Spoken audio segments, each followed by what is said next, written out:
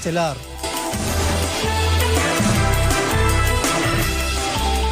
Lunes 12 de enero, amables televidentes, qué placer iniciar esta nueva semana de labores junto a ustedes. Bienvenidos, Adriana. ¿Qué tal, Ana y amigos televidentes? Muy buenas noches y bienvenidos.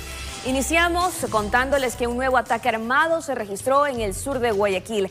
Charlie Pisa de inmediato con los detalles. Charlie, ¿en qué se trasladaban estos sujetos armados? Buenas noches, compañeras, y así es, Adriana. Según los videos que se han difundido en cuanto a este hecho violento, se trata de una mototaxi. Así se ven en las imágenes cómo estos sujetos armados le dispararon a estas personas, y esto ocurrió en el Guasmo Central, específicamente en el sector conocido como Las Esclusas. Veamos la siguiente nota.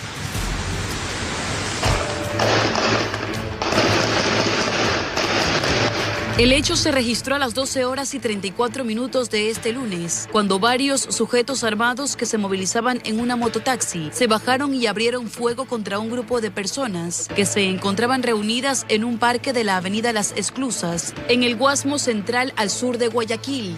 Las cámaras de seguridad de la zona grabaron el momento exacto del ataque, donde un hombre fue acribillado y otro fue trasladado con heridas graves al hospital del Guasmo.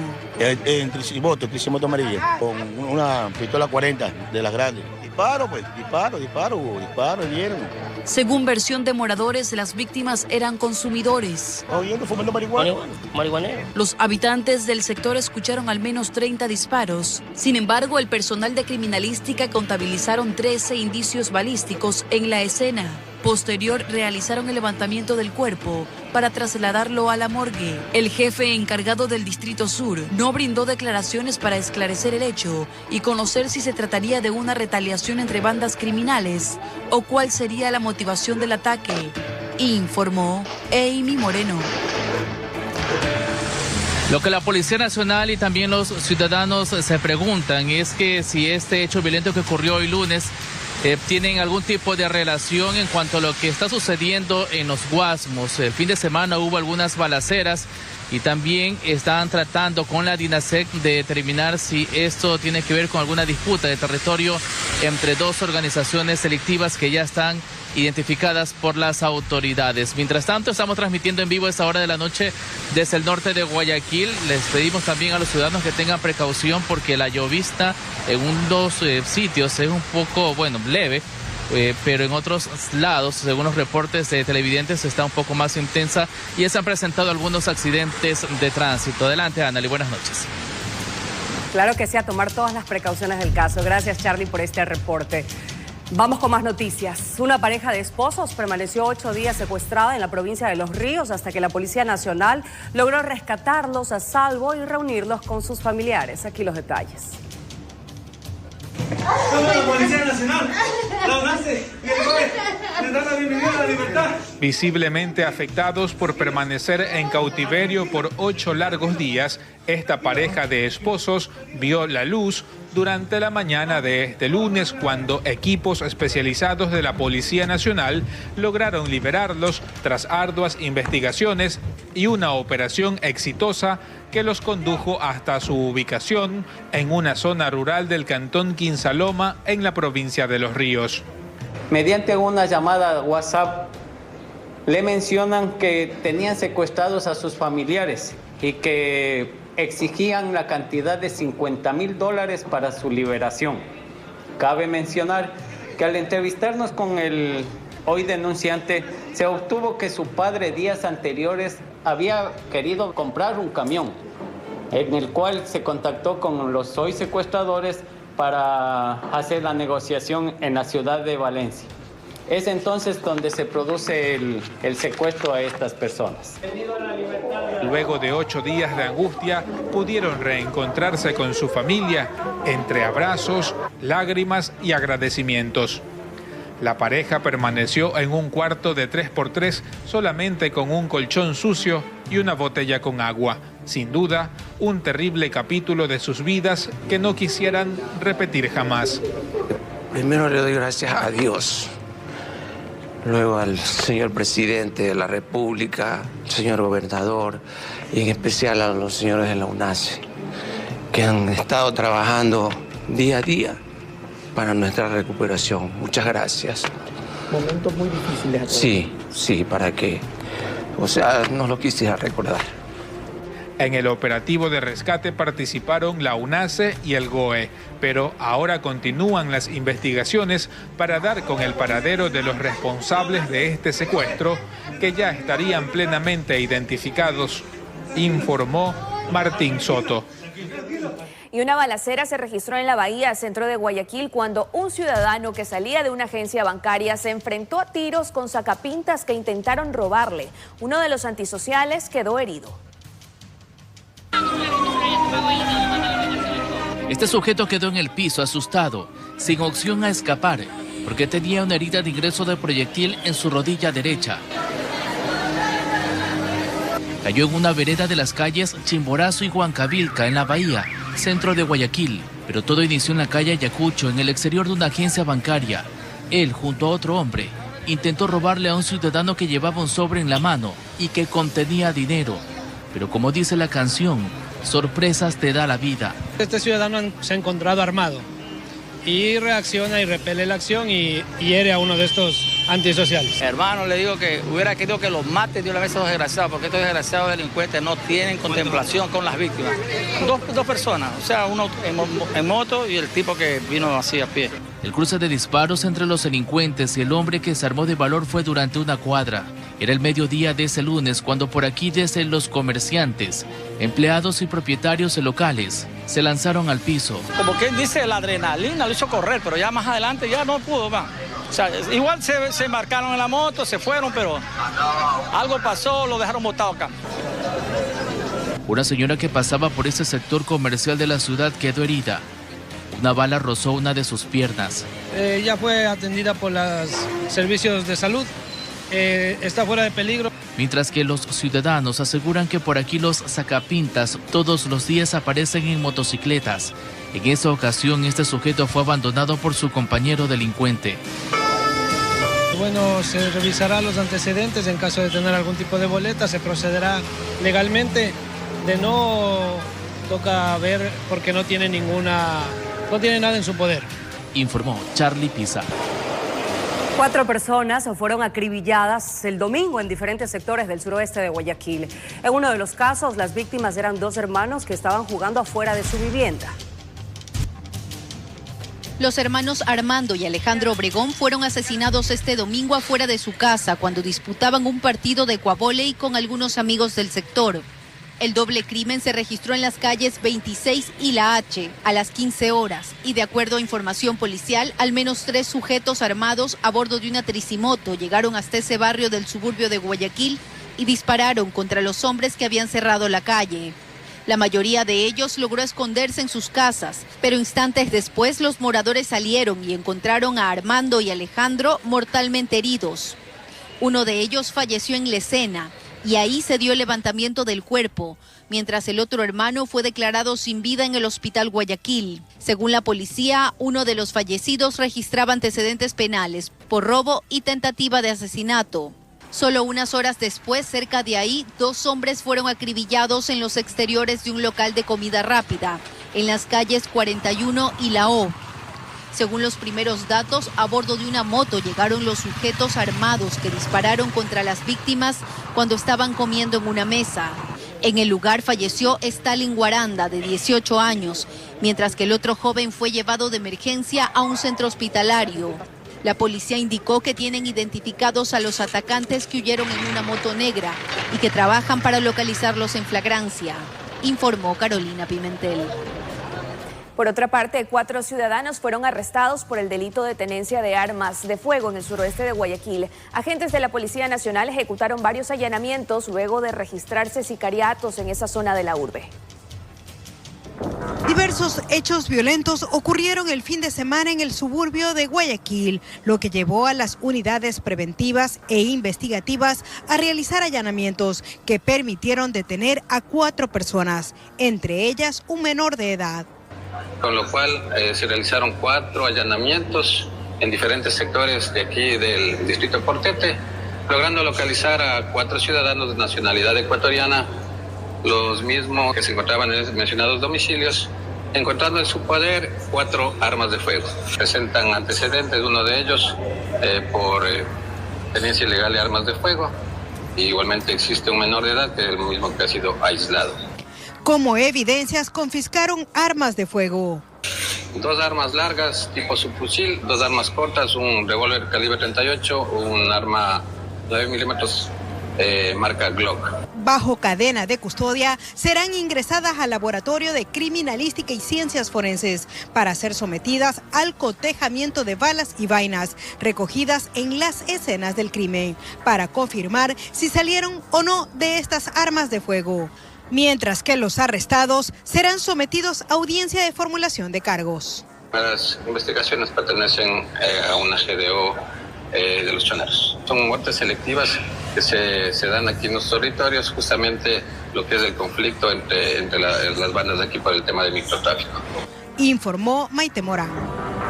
Vamos con noticias del ámbito político. El Pleno de la Corte Nacional de Justicia encargó la presidencia de la entidad a la jueza Daniela Camacho para garantizar estabilidad mientras se define la convocatoria que elegirá a las nuevas autoridades. José Swing y Emma Tapia presentaron sus renuncias previo a la instalación de la sesión plenaria.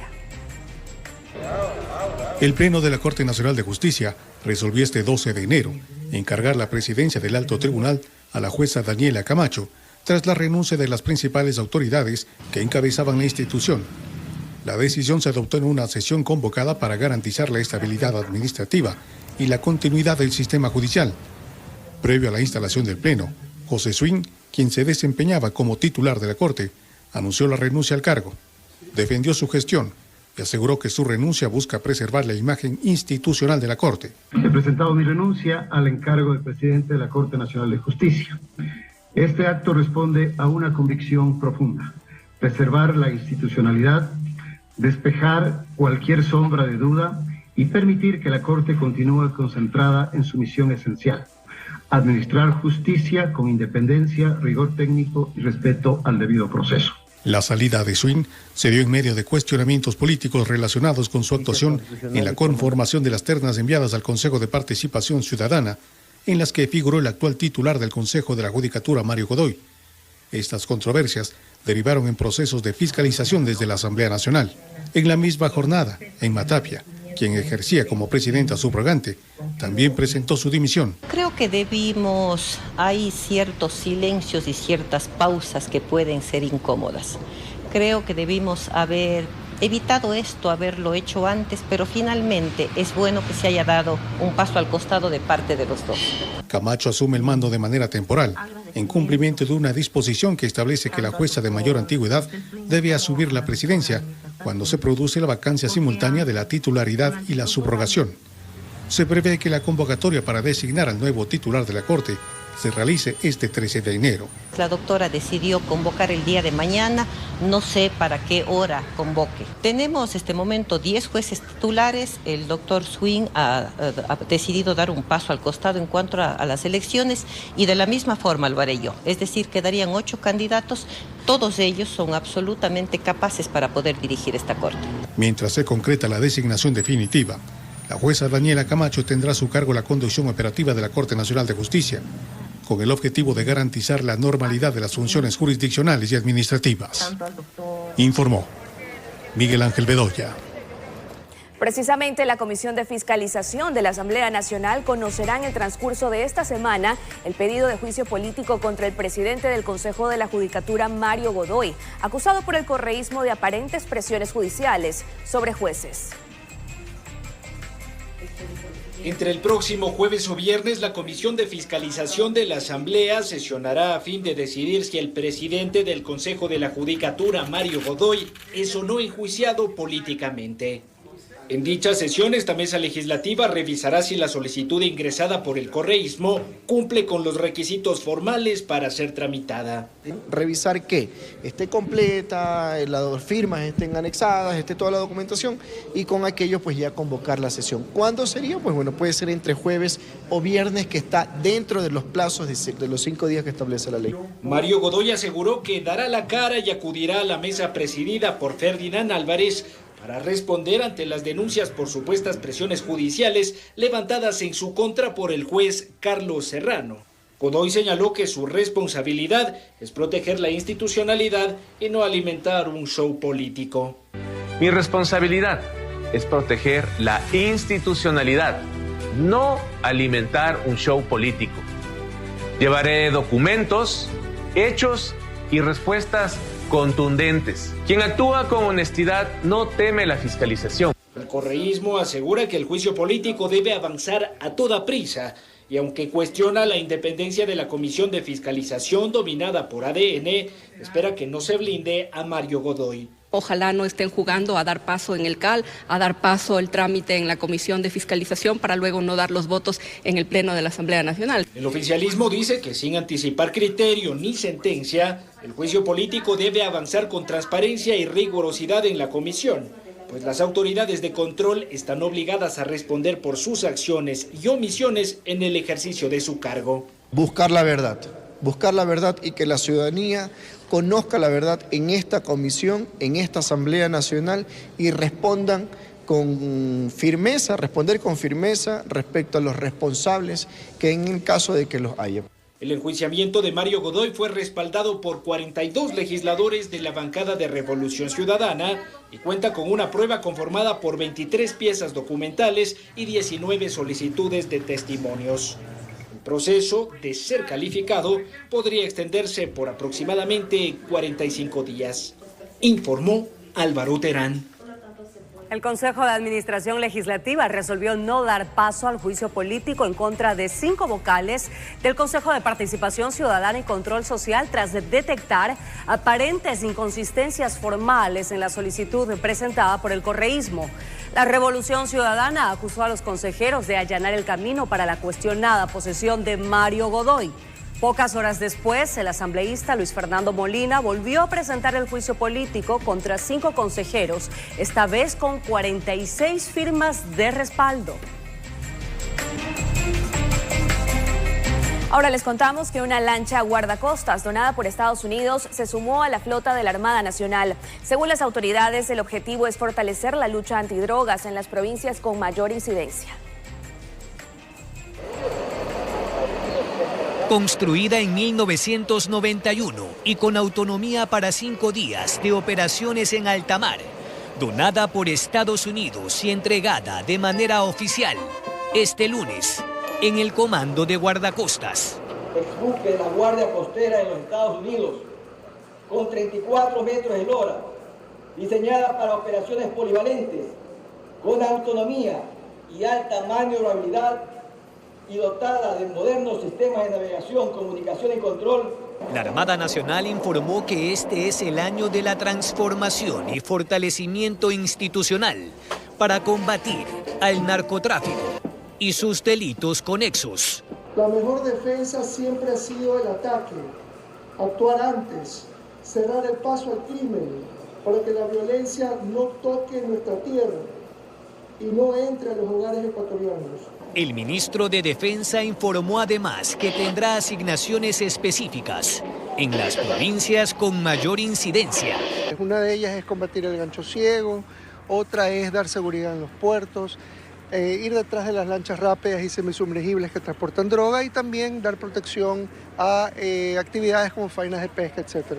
Luego abordaron la lancha para constatar su operatividad en la faja del puerto marítimo de Guayaquil, uno de los focos de la delincuencia organizada, informó Jorge Escobar.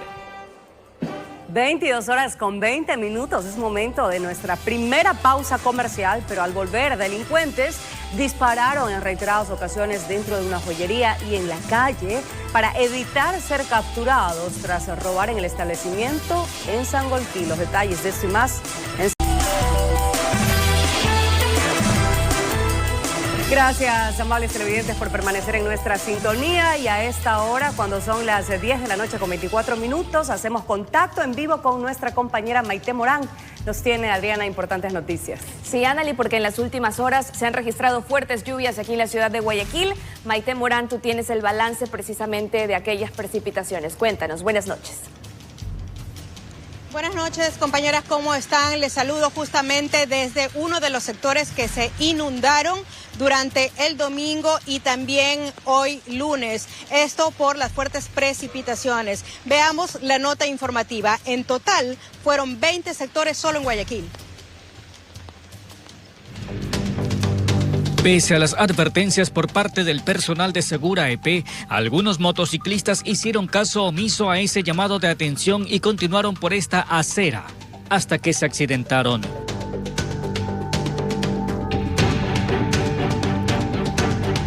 Se trata de una alcantarilla sin tapa en la vía que conduce por la zona de las Iguanas en Flor de Bastión. La presencia de agua acumulada no permitió observar el hueco que existía sobre la acera. Estas fueron parte de las situaciones que se vivió en Guayaquil producto de la primera gran lluvia que recibe en la presente temporada.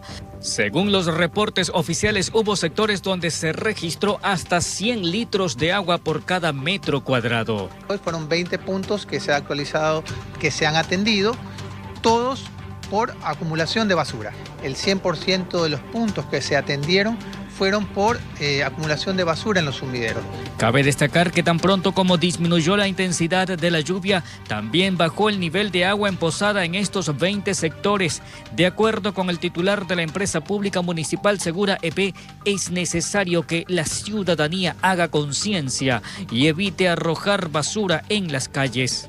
Pedimos también a la ciudadanía que cualquier novedad puedan reportarla a través del 181, ya sea por llamada o por WhatsApp, para que inmediatamente se puedan activar los equipos y podamos atender cualquier novedad que se presente, tanto en la zona urbana como en la zona rural de Guayaquil. Y como no podía faltar, los accidentes también fueron parte de esta jornada. Segura EP manifiesta que se preparan para la extensa carga que, de acuerdo a los reportes recibidos, dan cuenta de que se vienen más días continuos con estas características lluviosas. 48, 72 horas, que son los que se puede tener una información más precisa. Tenemos que va a existir lluvias, especialmente en la hora de la tarde y la madrugada, así que vamos a estar atentos especialmente porque si coincide con marea alta. Plan preinvernal 2025-2026 con una inversión de 11 millones de dólares, lo que permite adelantarse a los riesgos climáticos, reducir impactos y asegurar una respuesta oportuna frente a la temporada de lluvias. En la ciudad de Guayaquil. Esta activación responde a una planificación técnica sustentada en evidencia georreferenciada para hacer frente a los estragos de las lluvias. El anuncio lo realizó Fernando Cornejo, presidente del directorio de Segura EP, quien señaló que desde octubre de 2025 se han ejecutado 57 inspecciones técnicas y 63 recorridos ampliados en sectores priorizados. Lugares donde los tenemos claramente identificados: Avenida Barcelona, Avenida Narcisa Jesús, Sauces 4, Sauces 9, Samanes 6, entre otras. Para este plan se destinaron 11 millones de dólares y en él se contemplan obras y medidas preventivas como la limpieza de cerca de 150 kilómetros de canales y la ejecución de 26 obras distribuidas en distintos puntos de la urbe. Cornejo añadió que se cuenta con una capacidad operativa articulada para responder de forma inmediata. Tenemos 1.400 agentes de control municipal desplegados que también ayudan en la prevención y el ordenamiento. 1.800 bomberos del Benemérito Cuerpo Bombero Guayaquil que están listos para poder dar una respuesta en caso de ser necesario. 700 agentes de tránsito para garantizar que en el cantón la movilidad se dé con un apoyo operativo. Más de 3.600 kits humanitarios de respuesta mantenemos en bodega. Maquinarias de obra pública la tenemos disponible y en perfecto estado para poder servir en caso de ser necesario. Cornejo hizo un llamado a la corresponsabilidad de los guayaquileños para no arrojar basura en las calles ni obstruir alcantarillas para evitar que esto genere inundaciones. De su lado, Pierre Maquilón, experto del Centro Internacional para la Investigación del Fenómeno del Niño, da detalles de lo que nos espera en el ámbito climático según las previsiones. Nos encontramos en un evento de la niña débil, la cual se asentó en el último trimestre del año 2025 y se espera que estas condiciones se mantengan por lo menos hasta el mes de febrero del 2026, en el cual se espera que se vuelvan a condiciones neutrales. informó Wilber Quiñones. Y a propósito de las lluvias, expertos señalan que estas podrían generar inundaciones en zonas bajas del país. ¿Cuáles son? Presten mucha atención. Las lluvias en el Ecuador serán constantes por al menos los siguientes días. De acuerdo al Instituto de Meteorología e Hidrología INAMI, los primeros días de esta semana el país atravesará intensas lluvias que podrían estar acompañadas de tormentas eléctricas. Para Franklin Ormaza, oceanógrafo de la Escuela Politécnica del Litoral, la influencia de la temperatura del Océano Atlántico sobre la Amazonía y el fenómeno de la Niña en la costa serían los factores que han provocado las lluvias en el Ecuador. Entre la situación oceanográfica del Pacífico y del Atlántico, que se afectan mutuamente entre ellos. Entonces, se sabe históricamente que cuando tenemos la Niña, acá en la Amazonía, tiende a ocurrir más lluvia. Esta temporada invernal podría extenderse por al menos 10 días más, por lo que es probable también el desbordamiento de ríos y zonas inundadas en ciudades como Guayaquil. Va a llover todo hasta el 22 de enero, va a haber lluvias frecuentes en Guayaquil. Repito, pudiese haber problemas de inundación y afectación de la red vial en alguna que otra ciudad o pueblo cercano alrededor. Si bien las lluvias jugarían un papel favorable para que los niveles hídricos aumenten sobre todo en el sur del país, el INAMI también advirtió sobre precipitaciones acompañadas de descargas eléctricas y ráfagas de vientos fuertes, que podrían derivar en caídas de árboles y reducción de la visibilidad debido a la neblina. Por ello se recomienda a la ciudadanía tomar las prevenciones del caso y dirigirse a zonas seguras en el momento que inicie una tormenta. Informó Ítalo Salazar. La central eléctrica sopladora retomó operaciones luego de cumplirse trabajos técnicos de emergencia. Autoridades aseguran que el sistema eléctrico nacional se mantiene estable. La Corporación Eléctrica del Ecuador anunció que el mantenimiento de emergencia en la central hidroeléctrica sopladora finalizó antes del plazo previsto, lo que permitió que la Unidad 1 retome su operación comercial la noche de este domingo 11 de enero. La empresa aseguró que con esta reactivación se descarta cualquier tipo de corte de energía en el país. De acuerdo con el comunicado oficial, la unidad generadora con una capacidad instalada de 162 megavatios volvió a inyectar energía al Sistema Nacional Interconectado, luego de superar una intervención técnica que se inició el pasado 31 de diciembre. Son trabajos muy necesarios dada la considerable potencia que aporta este generador al país y aportar esta potencia que es tan importante para nuestro país. SELEC explicó que durante las inspecciones se detectaron condiciones operativas que obligaron a activar de inmediato los protocolos de control y protección. Esto derivó en la realización de evaluaciones especializadas de varios componentes de la central y en la ejecución de acciones correctivas para garantizar la seguridad y confiabilidad de la operación. Para acelerar el proceso, el equipo técnico de la Unidad de Negocios Selexur trabajó en jornadas extendidas, con el objetivo de restablecer el servicio en el menor tiempo posible y aprovechar el potencial energético de sopladora dentro del sistema interconectado. Sin embargo, datos del Centro Nacional de Control de Energía, CENACE, señalaron que este 12 de enero, las centrales Sopladora, Molino y Mazar se encuentran temporalmente fuera de servicio como parte de una estrategia para recuperar los niveles de sus embalses luego del retorno de las lluvias en la región. Esta medida busca fortalecer la disponibilidad hídrica y asegurar una mayor capacidad de generación para los próximos meses. Actualmente, cerca de 2/3 de la demanda eléctrica nacional es cubierta por la central Coca-Codo Sinclair, que se mantiene como el principal soporte del sistema energético del país. Con la culminación anticipada del mantenimiento en sopladora y la mejora de las condiciones hidrológicas, SELEC reiteró que el suministro eléctrico se mantiene estable y que se continuará con el monitoreo permanente de las centrales para garantizar la continuidad del servicio en todo el territorio nacional. Informó Miguel Ángel Bedoya. 22 horas con 35 minutos, amigos. Vamos con lo anunciado. Una balacera se registró en pleno centro de Sangolquí, en Pichincha. Delincuentes se dispararon en reiteradas ocasiones dentro de una joyería y en la calle para evitar ser capturados tras robar en el establecimiento.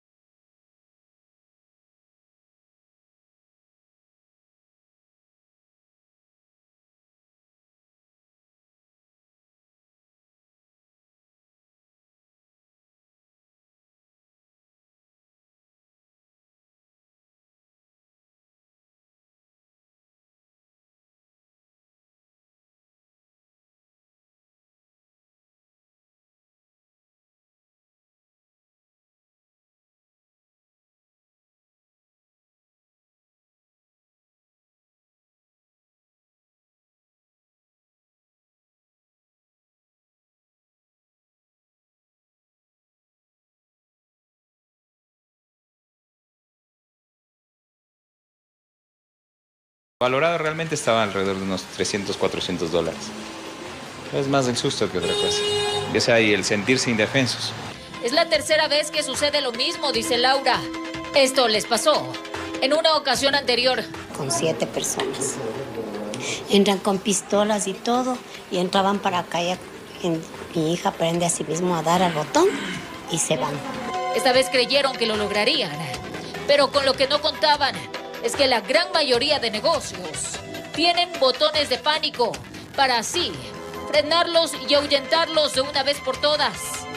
La semana pasada, en el mismo sector, un hombre murió tras recibir la ira popular. Estas bandas delincuenciales están bajo advertencia.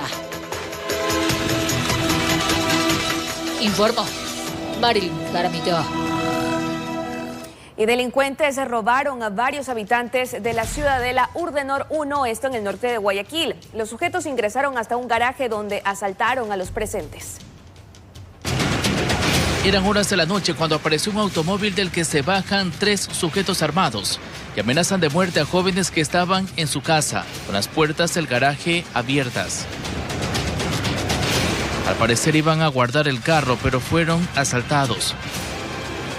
Lo que supe es que todos estábamos en casa. Lo que supe es que habían gritado toda la vecindad de este barrio, de esta cuadra, habían gritado para que no les pasara algo más. Pero dice que la señora alcanzó a meterse. Es la ciudadela Urdenor 1 ubicada al norte de Guayaquil, donde los antisociales, según los vecinos, entraron hasta la casa para llevarse los teléfonos de las personas que estaban aterradas en ese lugar. También hay que estar ojos pelados. Sí, muchas veces aquí mismo a uno le dan vuelta.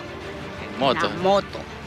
Sí, es fregado, es silencioso, pero a lo menos pasa las 7:30 de la noche, usted no ve a nadie por aquí. No es el único robo por este sector de la ciudad. La modalidad se repite casi todas las semanas. Así afirman quienes salen de sus casas con miedo y guardan sus automotores con mucha precaución, informó Charlie Pisa. Los robos no solo han aumentado, sino también el nivel de violencia con el que se cometen, dejando a su paso víctimas marcadas por el miedo y la incertidumbre. Pero, ¿qué está pasando en las calles del país y por qué los asaltos son cada vez más agresivos? En el siguiente reportaje lo analizamos.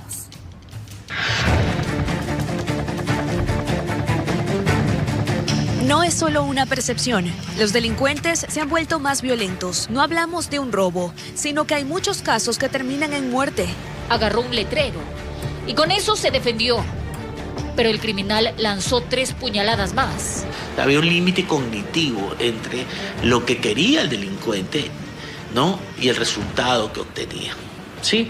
Entonces sabía que su negocio no era matar, su negocio era robar. Y esto tiene un porqué, desde la criminología. Pues yo que parezca gracioso decirlo, existen una clase de delincuentes y otra clase de delincuentes. El problema es que nuestra delincuencia no ha desarrollado esos límites cognitivos. Se ha creado una cultura de violencia que ya no respeta esos límites. Entonces es común ahora ver que un hombre roba y mata. De su lado, un experto en seguridad, ex miembro de la Policía Nacional, habla de 2 factores que han provocado más víctimas mortales en casos de robo. Nosotros también tenemos que aprender a cuidarnos. Ese mensaje tal vez la gente lo ha mal interpretado o lo ha tergiversado, porque ese de cuidarnos no significa que nosotros tenemos que enfrentarnos al delincuente, en absoluto.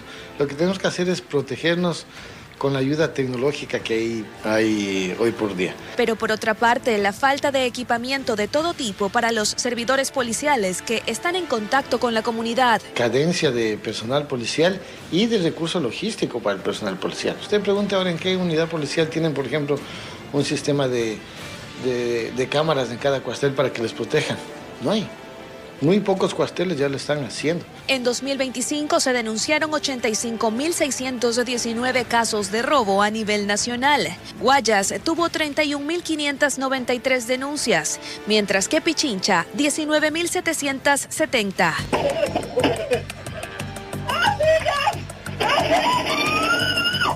Informó Adriana Peralta. Un ciudadano fue capturado como presunto responsable de un robo ocurrido en las paradas de la Metrovía. Veamos. Gracias a una alerta del ECU 911, personal del Grupo Motorizado de la Policía Nacional llegó a una parada de la Metrovía ubicada sobre la avenida Carlos Julio Arosemena, frente al Colegio 28 de Mayo en Guayaquil, donde a un ciudadano se lo acusaba de amedrentar a los usuarios de este tipo de transporte. Vestido con un uniforme de una unidad educativa del sector, el cual se le hizo un registro minucioso, encontrando entre sus prendas de vestir un objeto con similares características a un arma de fuego. Es menor de edad y posee varios tatuajes, los cuales son alusivos a diferentes grupos delictivos.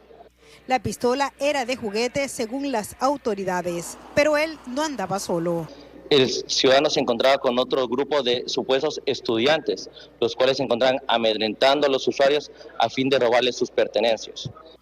El sujeto será aislado debido a que es menor de edad, informó Maite Mora. 2 personas secuestradas fueron liberadas durante una operación militar en la frontera norte del país. La acción se desarrolló en la provincia de Sucumbíos tras información de inteligencia sobre la presencia de un grupo armado irregular. 2 personas que permanecían secuestradas en el sector Tierras Unidas en General Farfán, Cantón Lago Agrio, provincia de Sucumbíos, fueron liberadas en una operación militar. La acción fue ejecutada tras información de inteligencia que alertaba sobre la presencia de un grupo armado irregular en la zona. Durante el reconocimiento del área, el personal militar detectó movimientos inusuales y la presencia de hombres armados que vestían prendas tipo militar, con identificación del grupo armado irregular Comandos de la Frontera. Según el reporte oficial, al notar la presencia del ejército, estos sujetos dispararon contra los soldados. Nuestro personal militar fue recibido con fuego y en uso legítimo de la fuerza, el personal militar abatió a uno de los integrantes del grupo armado organizado Comandos de la Frontera.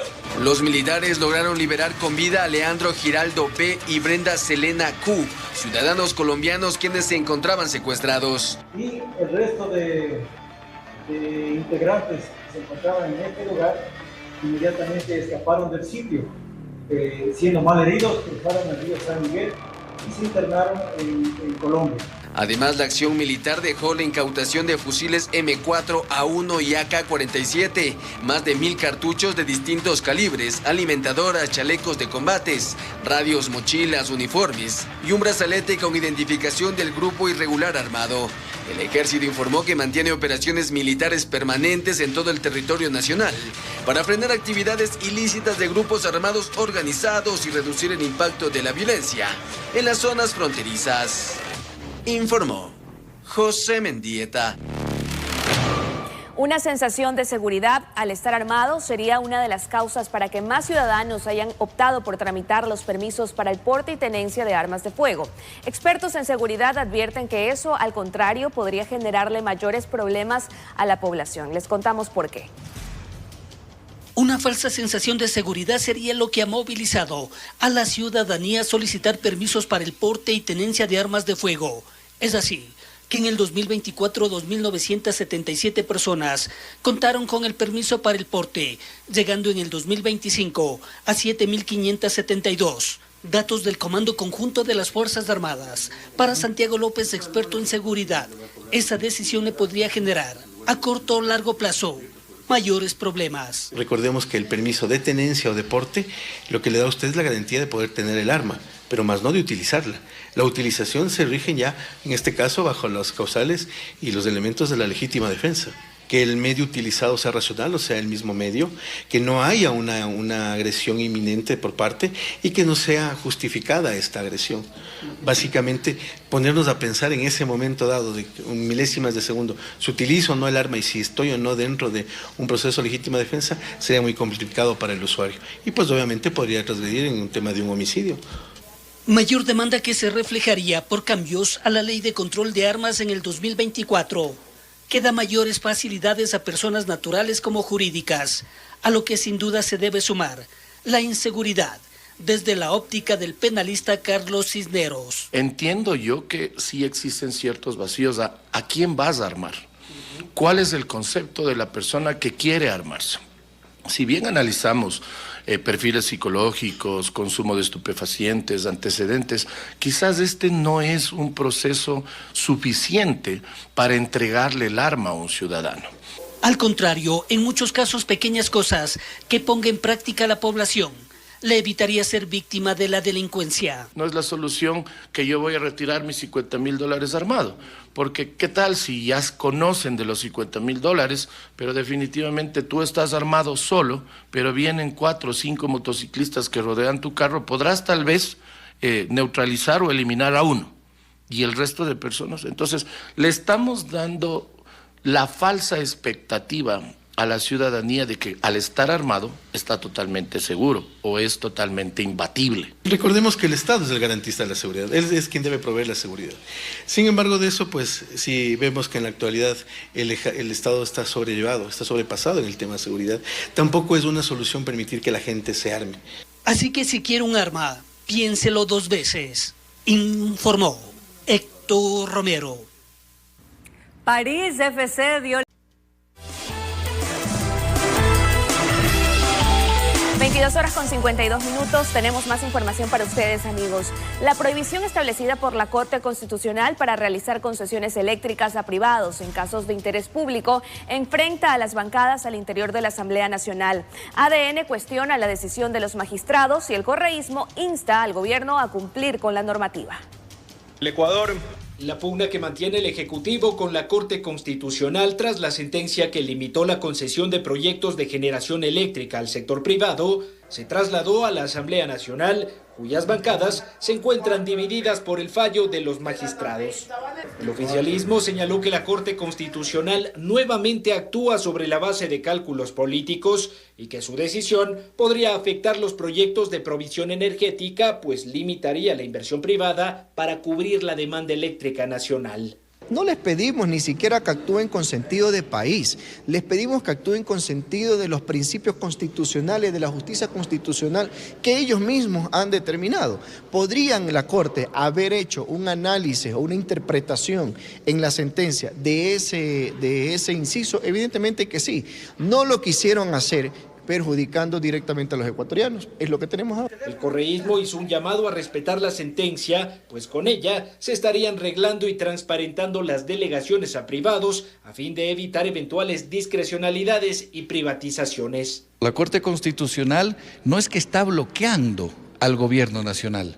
Yo lo que veo es que tampoco sin aplaudir todas las acciones de la Corte, pero sí en este momento dijo, no podemos permitir que se estén privatizando sectores estratégicos de nuestra patria. Tras conocer el fallo de la Corte, la ministra de Ambiente y Energía, Inés Manzano, anunció que impulsará una reforma en la Asamblea para regular los casos de delegación excepcional de proyectos eléctricos y así cumplir con lo dispuesto por los magistrados. ADN dijo que canalizará esta iniciativa legislativa, pues cree que la inversión privada es clave para evitar futuras crisis energéticas que dejen al país con apagones. Que existe un camino en donde nosotros como legisladores podemos proponer dentro de la norma un tema que reforme y que podamos nosotros, que especifique así es cuál es el interés, que todos sabemos cuál es, ¿no? Entonces estamos nosotros revisando, es un tema que ha salido en estos días nada más. Por ahora el gobierno evalúa los mecanismos legales idóneos para arreglar las concesiones eléctricas a privados. Entre las opciones figura un proyecto ordinario o una eventual ley económica urgente, informó Álvaro Terán. En un hecho lamentable, 2 personas perdieron la vida en accidentes de tránsito registrados en Manabí. Las autoridades investigan ambos casos y buscan determinar responsabilidades. Uno de los siniestros se registró en la vía Puerto Viejo-Pachinche, donde una motocicleta gris y una camioneta protagonizaron un violento choque. Producto del impacto, uno de los vehículos perdió el control y cayó a un barranco. La policía, al llegar al sitio, confirmó el fallecimiento del conductor de la moto de 88 años de edad. Choque frontal excéntrico, con volcamiento lateral cuarto, pérdida de carril y caída de un vehículo. Se pudo observar que solo existía una persona fallecida. Bien amigos, ya estamos de regreso y a poco de finalizar esta emisión, pero los dejamos con un video de un robo que se registró en La Bahía, pleno corazón de Guayaquil. Se nota claramente, Anali, cómo ingresan 2 sujetos fuertemente armados a hacer de las suyas, a vista y paciencia de todos. Claro que sí, Adriana, y amables televidentes, y es que los índices de criminalidad y violencia ubican a nuestro país entre los más peligrosos, solo después de Myanmar, México y Colombia, y vemos ante la impotencia de transeúntes, de vendedores, de las personas que salen día a día a trabajar, a ganarse el pan, que no tienen más alternativa que dejarse robar por estos sujetos de forma indiscriminada. Y ahí está el video para las unidades de investigación de la policía. Ojalá que puedan desarticular esta banda que genera zozobra entre los comerciantes de la bahía, que dicho sea de paso, este atraco ocurrió a la 1 de la tarde. Por favor, para que sigan la pista y ojalá que pronto estén tras las rejas. De esta manera, amables televidentes, concluimos esta emisión informativa. Gracias, como siempre, por su gentil sintonía. Permanezcan en nuestra sintonía. Enseguida, Copa. Buenas noches. Buenas noches, que pasen bien.